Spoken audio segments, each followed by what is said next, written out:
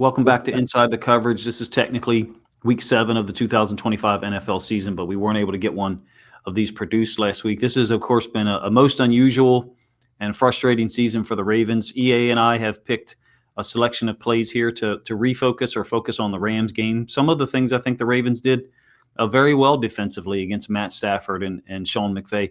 It was a little surprising to me. I know you didn't get a chance to watch the game live, EA, but were you as surprised and somewhat impressed with the quality of the defense as I was? Because I will tell you that I'm cautiously optimistic that we can play a better brand of defense moving forward.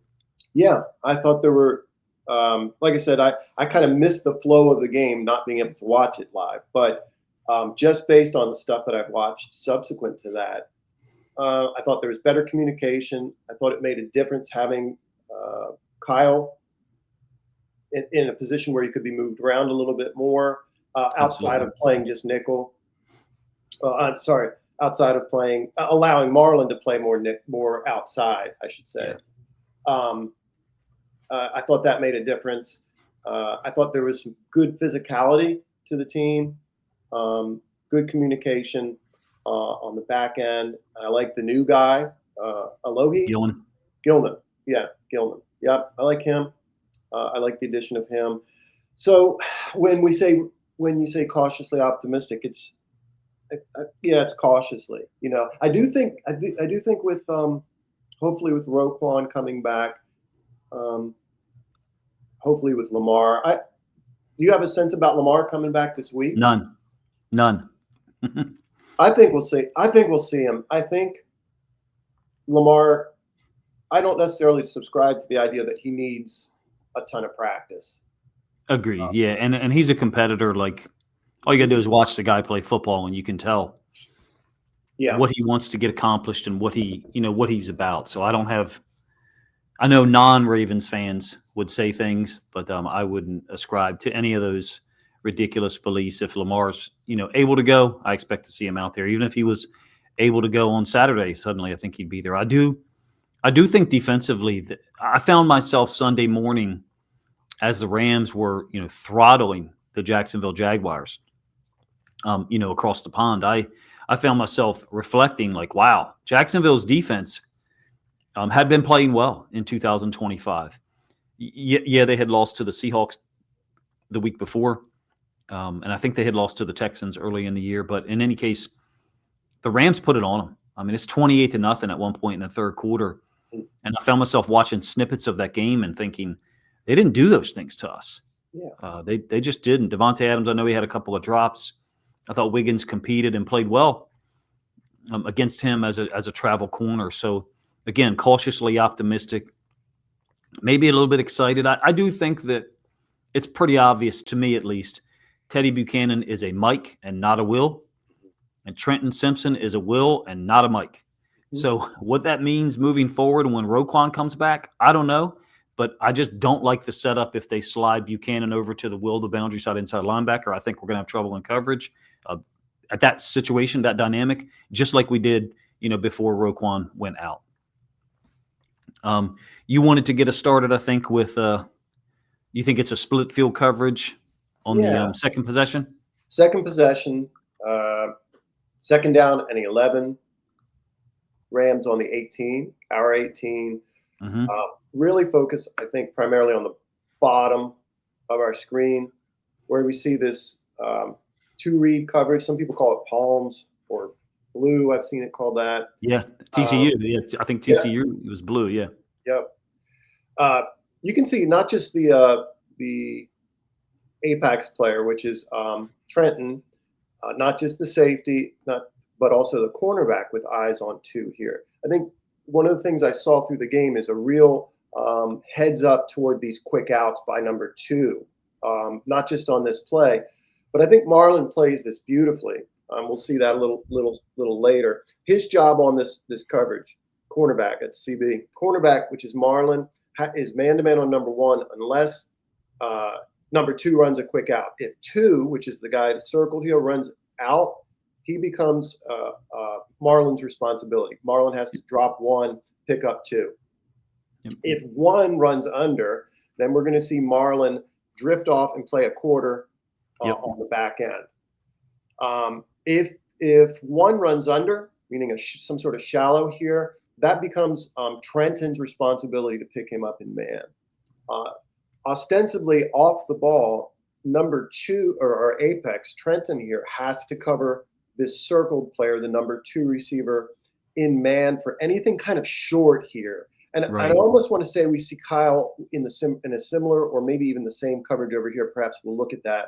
A little bit more depth up to the top of the outside corner, but yeah. Yep.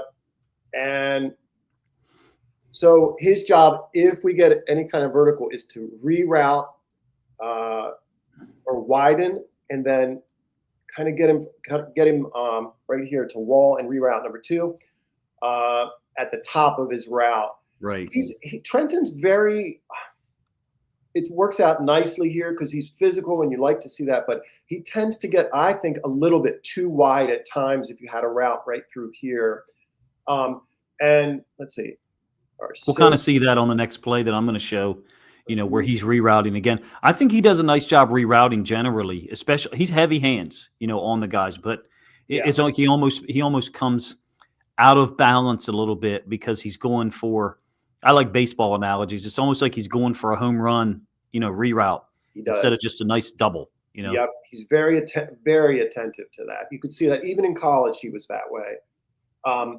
The safety here, you can see him kind of leaning in, reading this number 2. If 2's vertical, which he ends up being, he's got him in man, and we're going to see Trenton kind of peel off and play sort of a hook or read the quarterback's intentions here. If this route goes away or goes under or stays short, the safety goes over and robs 1. He's going to look for any kind of in-breaking or post in this case.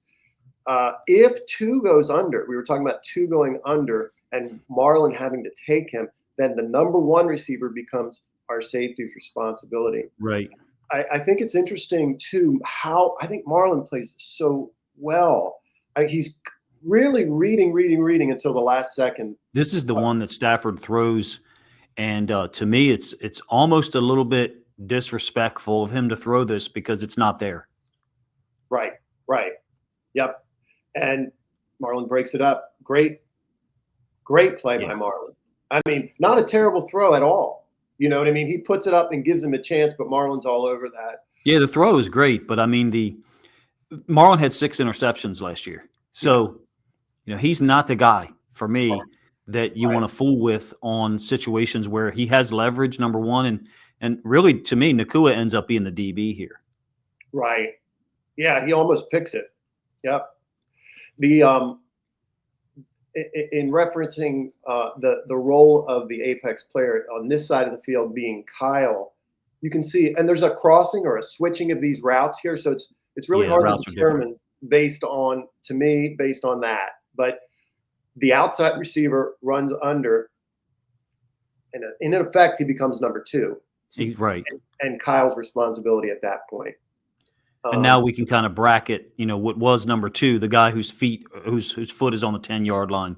Yeah. And we can kind of deal with him with the corner and safety combo. Yeah. So that's always tough for me. Like in split field coverages or pattern read, you got different route delineations on each side. So sometimes I don't feel comfortable on one side, but I do on the other. And this would be one. The downside, I feel completely comfortable to read palms, whatever you want to call it. But to the top side, not as such, at least me personally. Mm-hmm. I pulled something here, but I'm not sure why. I think and it's no secret, just the lack of pressure. I mean, that's the worst kept secret. That's really going to hold this defense back. Clearly, it's just unbelievable how easy it is for Stafford back here just to sit.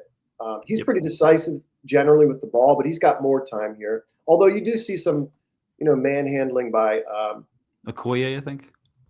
Oh no, Jones. That's Jones. Yeah. I mean, he's getting some decent pressure here, but generally speaking, nothing. Decent Agreed. pressure here, but we'll see this in probably every play. It's just really hard to fathom why we can't get any pressure. There's nothing up the middle. That certainly hurts. And I think that's really going to be, you and I spend all this time, talking about the coverages, but ultimately that's going to be the downfall of this Well, it defense. has been. I mean, Yeah, it has been already, and even if we play a better, I think what you're saying is even if we play a better brand of coverage, more connected to the receivers and man and a better quality in zone, that we're still going to be capped or have a low ceiling by the fact that, we're not getting to the quarterback at all. Yeah, that's exactly it, Coach. Yeah. It's as we see things hopefully and cautiously in an optimistic sense sort of turn. We're seeing little things, at least in this game, that show signs of improvement and cohesion. Uh, that still is not going to make up for a bad pass rush. And the thing that was exciting in the first half, obviously, was that this comes against, a high level team. Offensively, they execute. At times in the past 2, 3, 4 years, the Rams have gone out there with injuries and still been able to generate yards and score points. McVay it's a system, in my opinion. Their offense is a system. It's not a collection of plays that seem to be brought in to one organization or offense and thrown in. I almost would say that describes our offense, that we have a bunch of play concepts and we execute them. We do execute them, but we don't have a system the same way that the Rams do. And so I likened our game plan to the same way, very similar to how the Patriots defended the Rams after the 2018 season, the Super Bowl. We used a 6-1 look often. We were aggressively rerouting people from inside out, which is what New England did. In addition to that, we were definitely matching the formation. Our guys were adjusting to the formation, whereas, and you and I had talked about this many times, leading up to that game, we just basically have been calling plays, calling plays, and then running whatever was called. Mm-hmm. My apologies, I didn't mean to add you there. I wanted to add myself. So I'm going to do one where there's a reroute as well. This is first possession for the Rams, and the ball's on the left hash for the offense. This is the one that I talked about pre-show. Kind of ends up looking like a little bit like a Tampa 2. And it's got that reroute. It's going to be by Simpson. So pre-snap, we've got Starks rolled down. I think this is Gilman in center field. And then Hamilton is the nickel there before the ball was snapped. And the way the routes work out on this 3rd and 3, it's going to be completed to Adams from the left side underneath. But we've got this reroute from Simpson. Let me move this out of the way. Sorry about that. We got this reroute from Simpson inside out on number 2, which is Nakua. We were physical with him at times. I thought we did a nice job of making things difficult on him. But Hamilton has now moved to a half-field safety. Gilman went from middle of the field free safety. You can see the rotation that you've got. And then Starks, I think this is what you mentioned earlier. Starks is kind of jumping to the Mike linebacker spot, the high hole between the hashes, if you will, that really turns a Tampa 2 almost into a cover 3 if you're assigning him deep stuff. So we get the jam on 2. Stafford definitely looking in that direction, and then he unleashes it. Another thing, I think you kind of mentioned it, Simpson with the reroute, and then he just kind of carries this a little further in terms of his feet, his depth, and it makes it just really too easy for Stafford to get the ball to Adams. The catch underneath, conversion, nice catch with his hands, obviously. I do like the coverage, I'll be honest with you. I like the fact that we're mixing and matching these 3 guys, Hamilton, Gilman, and Starks, as well as the rerouting of one of the receivers. We're not doing the same thing up here at all with Van Noy. So if this is a mirrored look, it's, we're both on the line. I mean, Simpson and Van Noy. And both of the receivers, the slot receivers, I would say this guy's probably a little wider, right? I mean, this number 2 up here is probably a little wider than Nakua is. So maybe that's why Van Noy's not turning and going. But I like the way Simpson's playing this, that he's rerouting number 2, and then he should settle. Look at the drift that we get, how far he goes. Contact is on the 46, maybe the 47, and then his foot gets back to the other 49. So he's so heavily focused on making contact that there ends up being that open seam there, which of course makes it an easy completion. Yeah, and it's Do you third like down. the guy coverage? Because I do. I don't. Maybe it's the physicality of it. I like the disguise. I like that it looks like we've got Starks at the bottom over Man. Nakua. Yeah. Yeah. I like that it looks like that. I like that they bring him out. I'm not crazy about either of maybe this is I don't think Trenton is particularly attentive at this point to the outside receiver. This guy. You know what I mean? And in that sense, it's a down and distance thing. And then, the idea of him rerouting Nakua is a bit over the top, I think. He could just widen either that or how they run Starks runs the seam there. Maybe there's too much depth there where he could be the one taking away Nakua a little earlier. You know what I mean? If you run it up a little bit, run it forward a little bit. Yeah, the guy who I know that tends to teach things like this from an inside out, inside of two, and then eyes on one. He would say, we want to be 60-40. Mm-hmm. And to me, I think kind of what you described. To me, this looks like Simpson is like 90-10. Yes. Or maybe 85-15. So with the idea that you've got two responsibilities here, and you're not trying to, again, baseball analogy, you're not trying to hit a home run on Nakua. You're just trying to hit a nice double or maybe a single, and then get to your secondary responsibility. I'm just glad that we finally started to touch people a little bit in the Rams game, because one of my huge complaints in the last couple of years has been that we don't, even dating back to McDonald's last game as the DC here against the Chiefs. We never touched Travis Kelce that whole game in the AFC Championship game, and he's often lined up in the slot or as a attached tight end. I do have one more. I would say that's a big deal with Simpson because of how attentive he is to these reroutes. He's got to get his hips around quick. He's got to be, especially on third down, he's got to be seeing that outside receiver. Like you said, 90-10. Yeah, if he does that, if he just gets hands or just widens that route, the disguise is a lot, I think, works a lot better. And I think he can kind of get on top or drive a little bit on that underneath route and perhaps get us off the field. I think that's really where that fell apart. Can't be such a large space or lane, excuse me, for Stafford to throw to it. Can't be that easy. I do have one more that's about Nakua and what I like from a physicality standpoint. So this is on the first possession, and Nakua's up here. Pre-motion, we know the Rams, they motion on almost every play. Yeah. So they're going to bring him across, and they're going to basically use him as, for lack of a better word, he almost gets to a fullback position.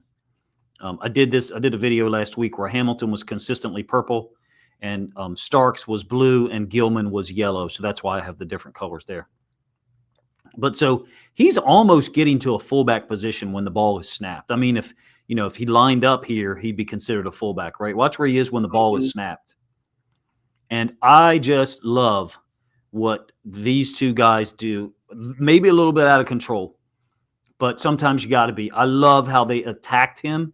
Now, they didn't demolish him the way that it looks from the All-22 here. In fact, Nakua is so strong, he kind of held his ground a little bit. Marlon falls off. It ends up being Simpson on the tackle. The one thing I will say, and this includes myself, is oftentimes we react to the All-22 angle, and then when you get the end zone angle, things become a little bit more clear. I originally had some problems with Simpson being so downhill here.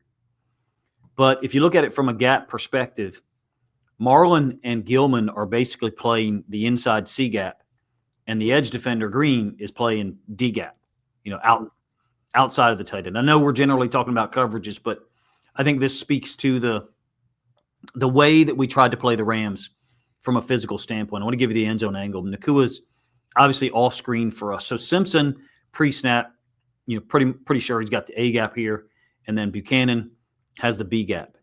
And when Nakua motions across, again, he becomes a fullback. What's a fullback do on lead plays? he creates another gap, right? Pre-snap, there was only one C gap.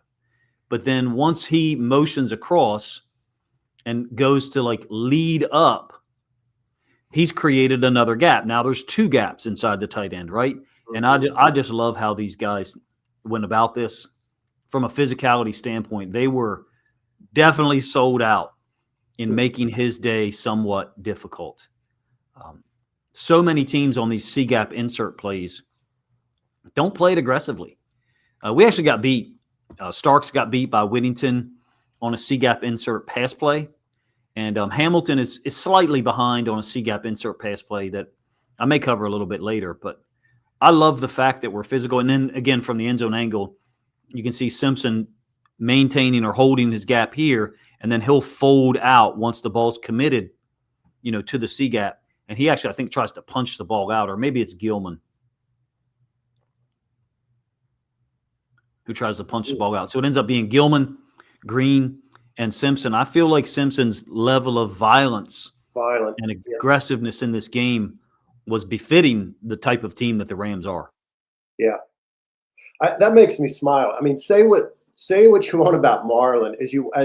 As you watch him come through that gap, he is attacking Nacua. He's throwing his body around like a linebacker, trying to put a hurting on him. Kind of whiffs a little bit here. Yep. Or comes off high, but he's not afraid to like put his body on the line for sure there.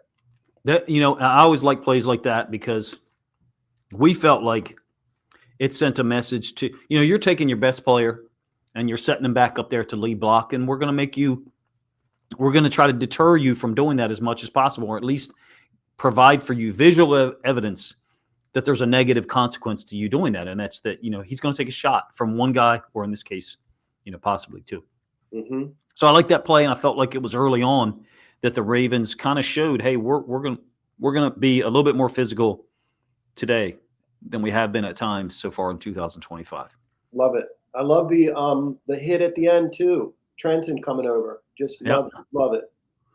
All right, I got you set up for. I think you wanted to do number 14. It's the Simpson on the tight end. Yes. Let's see. And man free. Man free. This is still the second drive. Two plays before the one, or two pass plays before the one we just watched. Yeah. I thought the Ravens did a better job of disguising stuff early. You see a 3-by-1 close set, and you see what looks Hold on one second. Okay. Oh, let me blow this up too. Yeah, there we go. Gotcha. You see a 3-by-1 set, and you see what looks like it could be a box, which is a 4/3, perhaps a split field kind of assignment or pattern matching kind of assignment to that side. So there's a little bit more in the way of disguise. Once the ball is snapped, we get our man assignments here with our safety in kind of a half field pre-snap kind of rotating back and playing middle of the field. We get our safety from the other half coming down and playing man. Here's our man assignments. And we get a scent rush or a fifth rush. He's really blitzing the back here. If the back takes off, if Buchanan, the yellow, is rushing the back here. If the back's going to go out, he's going to go out with him and peel with that route. But he's very physical as well. We'll see that later. Really like the physicality on this play as well. Love what we see out of Buchanan. And even physical here, right? I mean, he really tries to annihilate this running back. Yep. Oh, yeah. We'll get a close-up on that. That's a super play. So we get a tight end in line here, kind of with a chip or a help and release, and he's under. So you can see the communication there. That may be a visual, but we'll see from the other angle. This is definitely communicated because Trenton is our so-called rat or low hole player, and he has to match anything under here, match any kind of shallow routes. And it could come from either side, right? It could come from either side, obviously. Yep. So if we get something under, he's got to match that. There's a lot of interesting stuff here in terms of what happens up top here too, because you get this cross.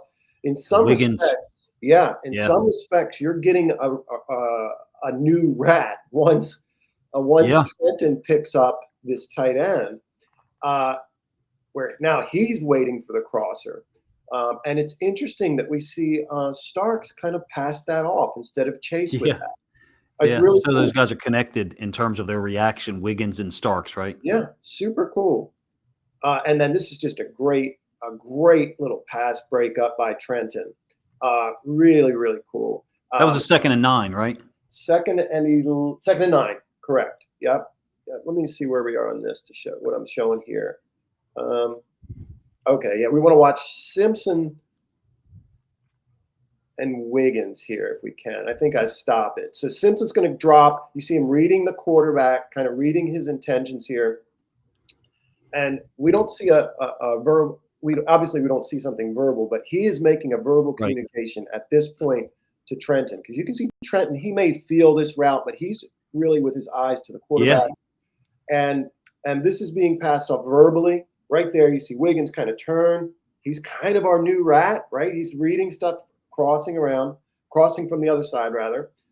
Yeah, that's a great description. He's a new rat, because if you said that the tight end ran vertical, then Wiggins is going to take him. Yep. Right. So basically here, Simpson's taking over the tight end in the middle of the field, and then Wiggins is looking for work, and that work comes from the other side of the field, which basically ends up, in the middle of the formation, middle of the field. I love it. And that's Buchanan with the running back really trying to smack him in the mouth. And this is just just a great pass breakup? Boy, does he play that well. I thought he played well against the Rams. I really did. I'm hopeful that we're not just going to, okay, Roquan's the Mike and Buchanan's the Will, and I just think that's a poor decision by the Ravens. That will be a poor decision in Week 8 against the Bears, just like I think it was a poor decision earlier in the season.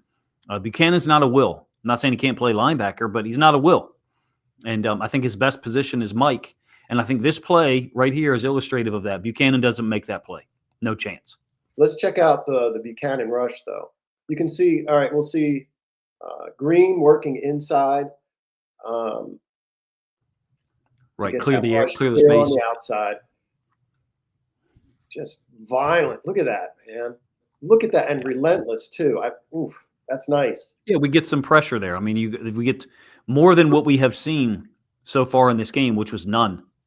Correct. Yeah. And so Green, I don't know. I don't know if we have to get into that. Boy, oh boy. So far, I'm not sure how to explain what's going on with him. I think, my mind would go back to Tim Williams, who was such a talented pass rusher. Tim is not the player that Mike is. Agreed. Yeah. Not even close as far as an all-around football player. So I'm anxiously awaiting Mike's coming out party as a pass rusher. Agreed. Yeah. And I think that he hasn't necessarily been. It doesn't look like he's often been fully committed, allowed to be fully committed to some type of rush schematic, pass rush move. Mm-hmm. It to me, going back to Week 1 against the Bills, we definitely were in a mode of preserving the pocket, not allowing the pocket to have a differential, in terms of levels, and then Josh Allen to scoot out one of those lanes. I'm not saying that we've been playing things like that all season, but that dynamic I think was obvious in Week 1, less so as the rest of the season has progressed. It's kind of crazy, man. We're only through 6 games. Yeah. And we are. It's late. It's like Yogi Berra said. It gets late early out here. Yeah. It's very late, and it's definitely time for this defense to play a better brand than we have seen. I think that actually was a 2nd and 11. Sorry, I misspoke. I have it on my list here. Okay. So sorry about that. But I do have one that I think is going to lead into your final play. We usually try to do 6 here on Inside the Coverage, and I feel like that's the right amount. You guys are more than welcome to let us know as listeners or watchers, observers, if 6 plays is too much or not enough. I feel like it's the right amount.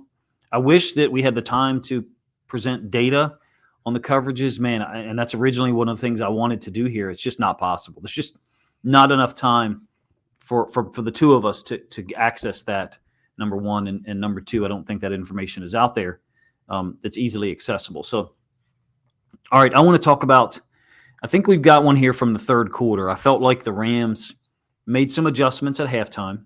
I do feel like McVay recognized, I don't watch press conferences, don't have time to, again, or read many news articles about it, but I feel like McVay recognized the game plan. Basically, 11 personnel under center with an attached tight end. We were going to be in that 6-1 look that Belichick and the Patriots surprised him with in the Super Bowl.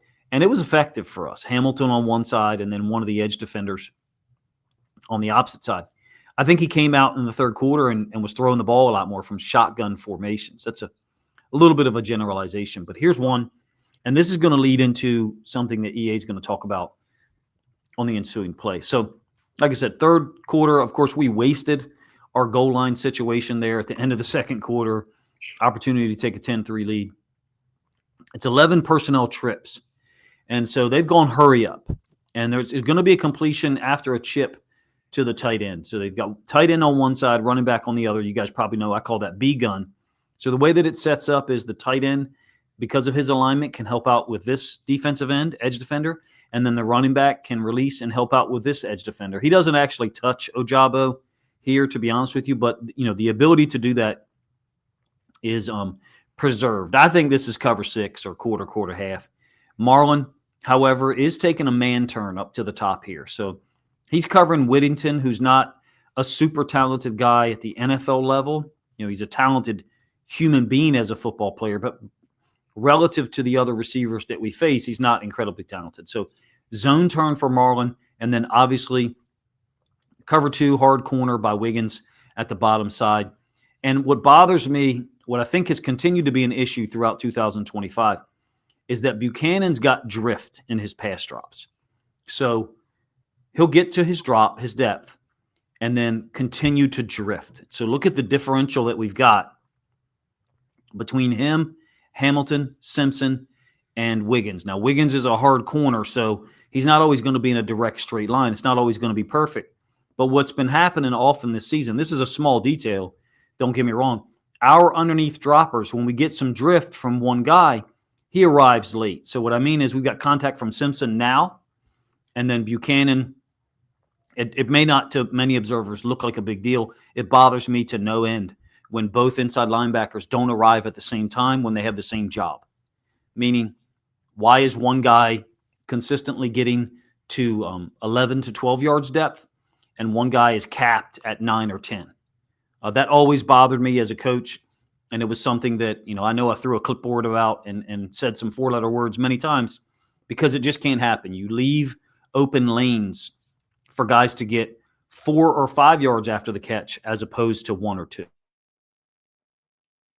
I think this is an interesting call if we can see it from the alignment at the beginning, where this is 1st and 10,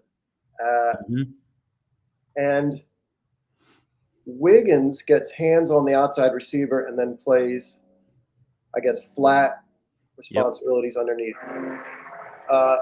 See him turn for its 1st and 10, and one of the things that does is it kind of takes somebody having the safety kind of drop, kind of takes somebody out of the box, which is an interesting call. On a 1st and 10. I think it's I think it's related to shotgun. Their numbers, it's been a while since I've done this, but it was late 2023. And then after the 2023 offseason, I think I had 460 plays. And the 11 personnel, McVay does a great job. I think this is kind of what you're getting at. McVay does a great job of hiding his run-pass ratio in plain sight. So under center, 11 personnel, 1st and 10, was a really high percent run. I forget exactly what it was. I want to say it was like 63%.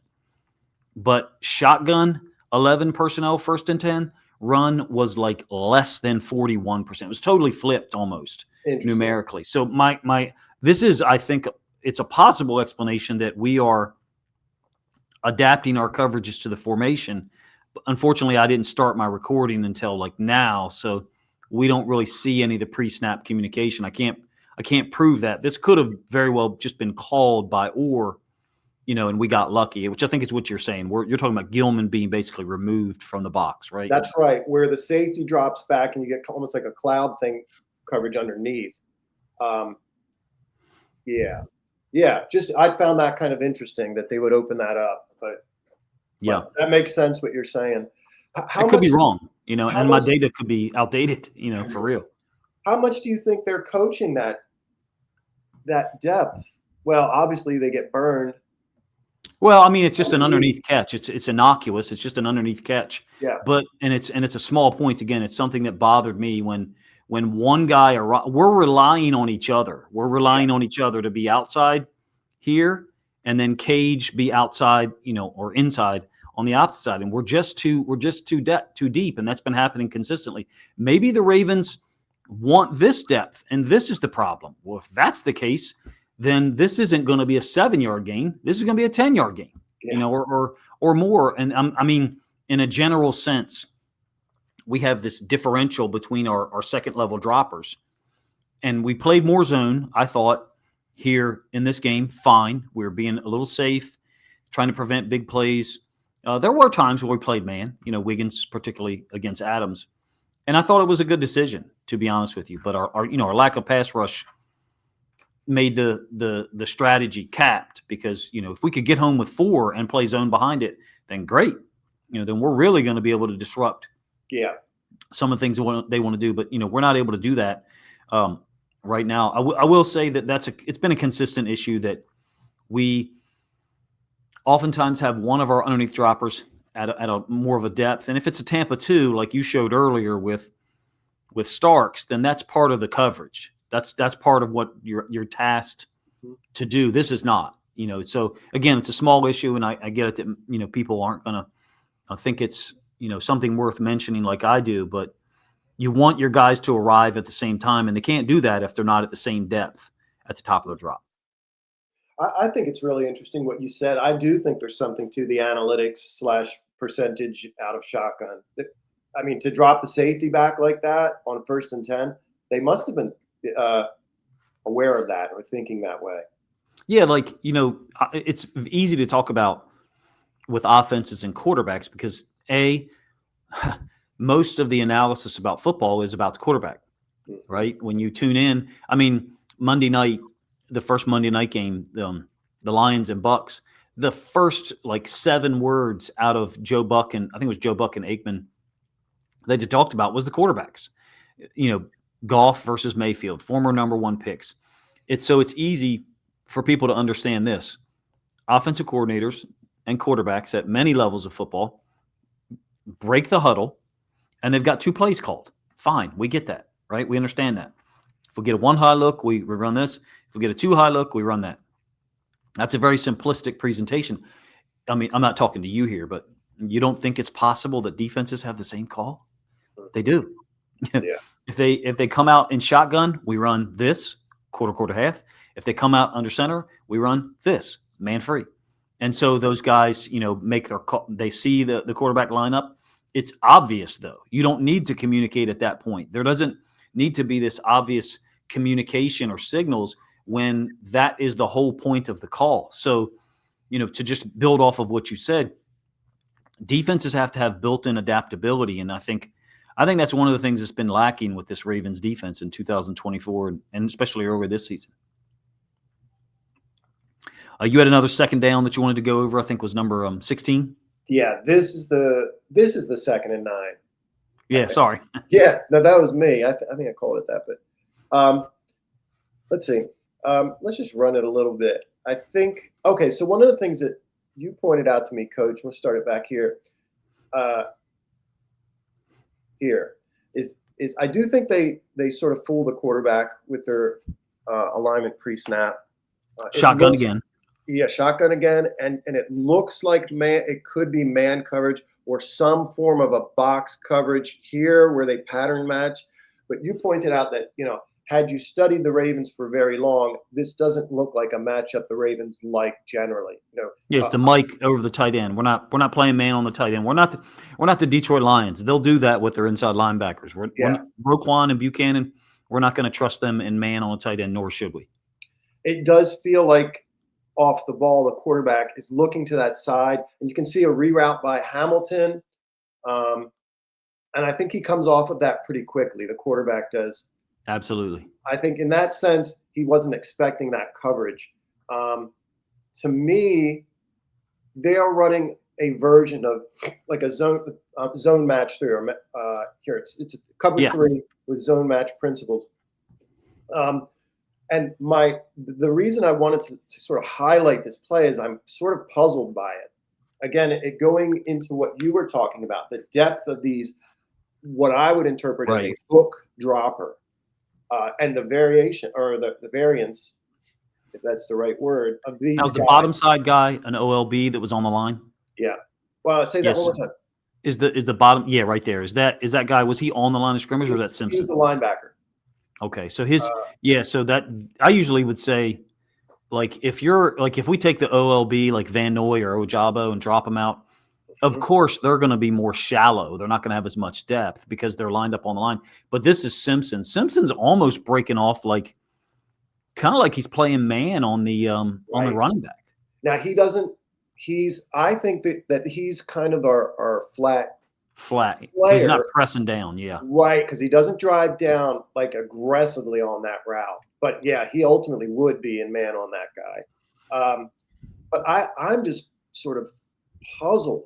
This looks very intentional to me. But in other words, this looks, if I can back it up just a little bit, if you watch this, what he does, meaning this safety here, Gilman, you can see his eyes here, just after the ball's been snapped. To this side, and this is a 3 receiver side, again, where we get the tight end in line, helping and then going out and then releasing. I think he needs to, if that's the case where they're asking him to watch for strong side cross, he's got to come off of that right quick. He's got to read this route right quick, that he's out or that he's under. He's not, and he doesn't have work there, right? He doesn't have work there. Yeah. Come downhill, and he doesn't. You can see his eyes very attentive to that and very deep in his drop, even after. And Wiggins is like outside leverage here, right? So it's almost like Wiggins is possibly expecting a little bit of help if Adams goes on an in cut. Right, and of course this ends up being a very, very easy completion. Yeah. Deep completion right there. Oh no, he drops the football, but it would have been a nice completion. And you almost get the feeling that Gilman could have been a little less aggressive, moving to the top side of the field, moving towards the trip side. That he could have held a little bit down. Yeah, he could have held a little bit down here outside. If we see him under, even anywhere in this vicinity, maybe the quarterback's not throwing that football because he's in the lane, right? Yeah. So I wonder about that. It could be just a mess up, but it's that I would find that very unusual in this coverage to find him sort of drifting and reading the backside. But almost gives a cover 3. It certainly gives a cover 3 look with Simpson in the flats and then Gilman a hook to curl defender. Basically the bottom side hash or the left hash for the defense. Because of the outside leverage of the corners as well, that kind of lends itself to cover 3. It really reminds me of some of the stuff that I know I'm trying to think of the defensive coordinator. Is it Gus Bradley? It's a big cover 3 guy. Yeah. He was with the Raiders in 2021. I think he spent some time with the Colts. Yes, it almost reminds me. Sorry, go ahead, Coach. No, that sounds right. It almost reminds me of some stuff that he would do with the safety away from trips. So I think, and I don't know what many or most cover 3 teams do, but he would like push the linebacker to the flats, and then the safety away from trips would drop down to like that hook area. Mm-hmm. But really, what he was trying to stop, I think, was like number 1 running, a drag or a 5-yard out or something, and then 3 from the other side climbing to the deep portion of the field away from trips. And that safety was like turning and running with that. You know what I mean? Mm-hmm. But this is a tight end as 3. So for me, when I see a tight end as 3, I'm not thinking climb concept. Can you rewind it to the beginning of the play? Yep. So like climb concept for me would be like 3, the tight end, running a vertical to the bottom side of our screen. Right. And Adams running a shorter concept, and that shorter concept would, quote, occupy Wiggins if he's manned up there on the backside of trips.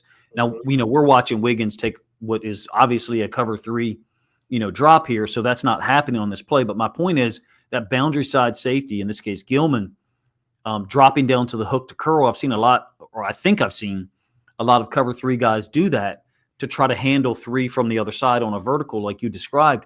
But that's not happening here. He's not getting that. He's not getting 3 to his side at all. And so I think you're right. He's kind of hedging too far in between the hashes, and he should be between the hash and the top of the numbers so that passing lane's not wide open like it is. Yeah, I do like that they're showing different looks, and then going into more familiar coverages. It seems to me. That's why I put that there. You can see it says all day. Yeah. It's just like this. The pass rush again. I know that's not what we're talking about, but it's just non-existent. And the quarterback just makes it so. Look how much time he has. Yeah. And so we're saying Gilman could have been a little closer to that lane such that it wasn't. I mean, that's like an 8-yard gap. Yeah. For Stafford to throw that ball in. That's, huge amount of space in the NFL. Where is Gilman in the image now? Right. He's at the bottom middle. He's right where the left hash for the defense. Yeah. You got his helmet. Let me move that out of the way. Sorry.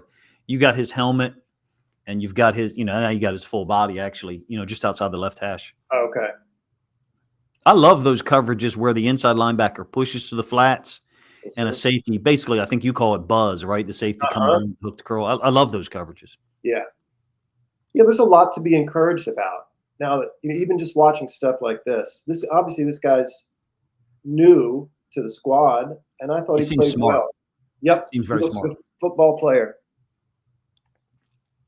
Yeah, I like his game. I like the acquisition. Don't get me wrong, but I mean, you guys know, I'm sure you do, but everybody else does too.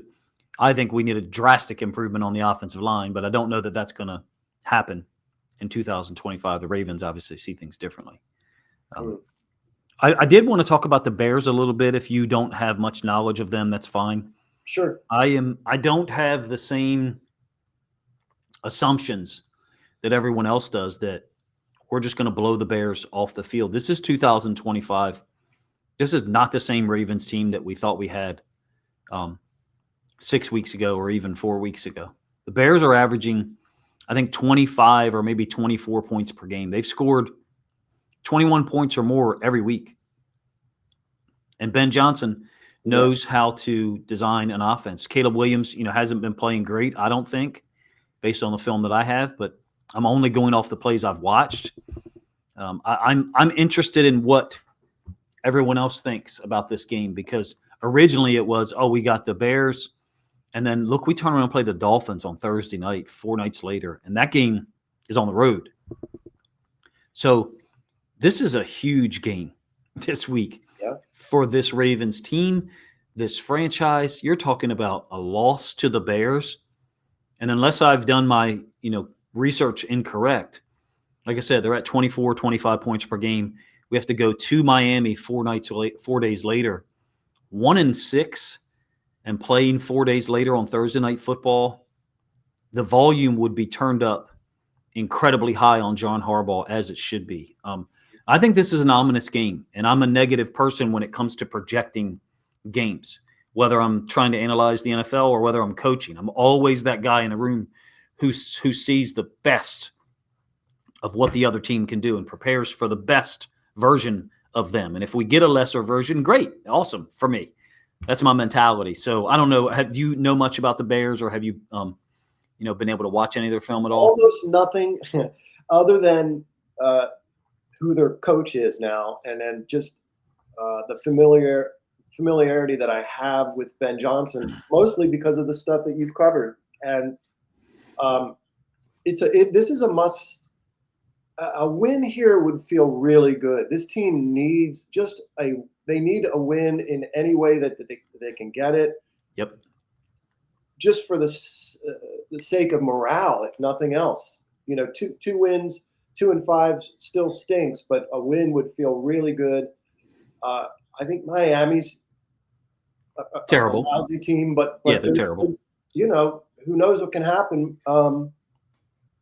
Like you said, after 3 days of rest and a loss, Lamar back to the team makes. I mean, if we're going to be optimistic, Pat Ricard coming back is a big deal. That'd be huge. Yep. If they can make a move for somebody to get in some kind of pass rush, they can go on a run. I'm not convinced that we can. I'm not convinced. I'm really not. Yeah, same here. Yeah, I'm not convinced. Especially that, we have after the Bears game, we have 3 road games in a row. We go, I think it's Dolphins, and then we get a longer rest. Obviously, I guess people call it a mini bye. Yeah. Dolphins, Vikings, and I think Browns is the 3rd road game in a row. So, with Lamar there, and Lamar could very well practice today. I'm not even sure what time practice is today. I think it's 10 a.m., but I could be wrong. So he could very well practice today. And I, like we talked about earlier, I think Lamar could show up with no practices and he could play well. I did think that before his injury, there was some slight decrease in technique in terms of his footwork, in terms of where he was looking. And then Coach Evans and a couple other people made really great points to me, not necessarily about Lamar, but about our offensive line. 2 different people, independent of each other, in conversation said, Cooper Rush looks terrified behind this offensive line. Like he just looks totally uncomfortable. Well, Lamar Jackson is not scared of anything. People are scared of Lamar Jackson, but his ability to play at the height of his talent level is impacted, is disrupted by our offensive line. So we've got 2 needs. If you want to talk about pass rush, that's fine.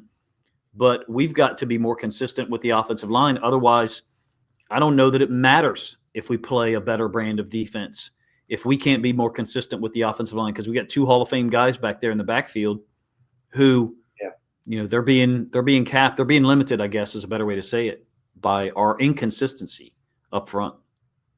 Are you hearing some sniffing around rumors about Ben Cleveland this week?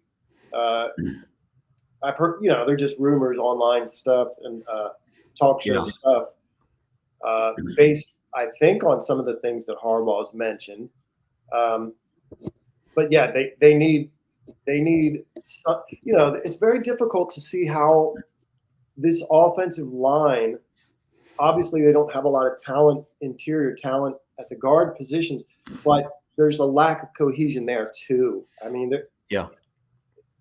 it's just on every play someone's getting whooped. It doesn't feel like they're a unit. I don't think Linderbaum has played as well as we all perceive him to be. I think there's been some inconsistency there. I think Rosengarten doesn't look like he doesn't look like he's progressing compared to last year. He certainly got better last year after like the first 8 or 9 weeks. There was definitely an improvement in 2024. I will be blunt. I do not think the guard position gets fixed inside this building. I would trust a player from outside of this organization with his own habits, his own ability to do things, and his own technique more than I would trust someone that George Warhop has been coaching so far in 2025. And sucks to say that because there's a lot of people out there who think very highly of George Warhop. He's had a great career. Fine. I hope he made a ton of money. And I hope he enjoys, whatever he does after 2025. I hope it's not coaching the O-line for the Baltimore Ravens, because we have not put out a good enough product collectively in the last 2 years, 2024 and 2025. And this year has, in my opinion, this is a bottom 5 or 8 offensive line in the NFL right now. Yeah. And I know there's people who are not that harsh. I'm also harsh on the front office for not building a better group up front. So pass rush, O-line, fine, pick them. If you can address them both. But I don't think a loss to the Bears, to me, that next Monday, Tuesday, no reason to try to upgrade this team. It's over. Yeah, it's over. And I think a couple of weeks from now, you and I could be either on here or somewhere else just talking draft. And a complete next year, next year we might be looking at this team with completely new coaching staff. Yeah. Can we make the playoffs kind of idea? Like, hopefully, let's see if we can get in the playoffs because everything's new. And we might be looking at the draft. And I really don't want to see this team. I don't want to root against this team, but for sure, I feel kind of funky doing that. But I don't want this team to finish 9-7 or 7-9. It's just give me 1-16 or something, or 2. Yeah. Give us a top 5 pick. It's challenging. It's going against the grain or swimming upstream for me mentally to almost ignore the need on the defensive side. So I'm not ignorant or unaware of the fact that we need to generate some pass rush. I am, but it's born out of my belief that Lamar Jackson actually being protected, Derrick Henry actually being given run lanes like he was against the Rams in the first half. Those two, we can go out there and execute, and we can go out there. We'll be in the game. We'll be in every game when Lamar plays. We know that. But I just feel like defensively, how many resources do we need to allocate? How many draft picks? Yep. How many times do we need to trade for defensive players for something to change outside of the players that are on the field? For me personally, if we beat the Bears and we're able to make an acquisition, I think it 100% needs to be offensive line to bolster what we have over there. That we know what the floor is of this offense. It's still a very good offense, despite what the Baltimore Sun and 25 unnamed sources would tell you. This is still a very good offense under Todd Monken. If we can get an offensive line that's actually functional, 55, 60 plays a game. So I'm sorry for the rant. No, I'm on record. So I remember saying back in 2018 or 19, early 19, I didn't care how great the run game was, in the sense that we were just blowing people's doors off with RPO and Lamar's talent and running him a lot and bash counter. I'm on record back then saying we need to build a line that anybody can run behind. That's what you want. We don't want Lamar back there running the football, especially at this stage of his career as much. We need that's the goal. We want an offensive line that anybody can run behind. And they've not subscribed to that philosophy, I don't think. Agreed totally. We've bypassed opportunities to improve the offensive line, definitely in the draft. We have no idea what comes up in free agency or trade, so I can't really speak on that. But definitely in the draft, we've neglected it. Thankfully we did draft Emory Jones this year in the 3rd round, but apparently the labrum, I think it's a labrum, was already an issue at the time of the draft. So in any case, forgive me guys for being the one that led us, astray here and complaining and ranting and raving. But it's ultimately frustrating for so much talent to be acquired at so many different positions and two obvious deficiencies holding this team back: offensive line and defensive structure / organization and play calling. It got better last week, and I think that's what we showed you guys here in the video to try to return back to the focus here. If it's anybody's fault, it's my fault. But I have a hard time now not being negative about what we've seen so far in 2025. Yeah. Well, I appreciate, your time this morning. An hour is about as long as I feel like we want to go here, but this goes by fast for me every time. I don't know. Does it feel the same way to you? Yeah.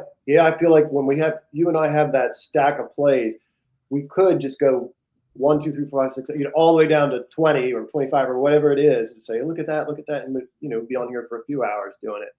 I'm enjoying the flow of it, and sometimes things lead one into the other, kind of like, when we were talking about the underneath droppers today. Hopefully we get a really nice performance against the Bears, who to me look like the superior offense. If you're going to compare the Bears, the Dolphins, and then the Vikings. I know the Vikings have, Justin Jefferson, but the Bears have got high-level wide receivers too. So this is a big one for me. I think this is a huge turning point. I would be open to being more positive and optimistic if we're able to get a win against the Bears on Sunday. Yep. Big game.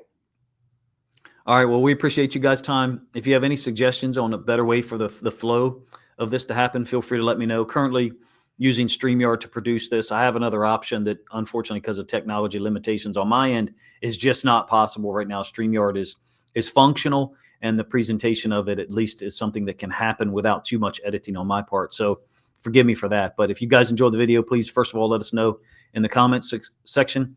Please try to subscribe to both of our channels if you haven't done so already. I'm pretty sure if you're listening at the 1 hour point, you probably already do. And in addition to that, if you think other Ravens fans would enjoy this film study / commentary on the Ravens coverages from week 6 against the Rams, then please consider grabbing a link to this video, sharing it out on social media to help this content get more reach. Appreciate you guys' time. Thank you.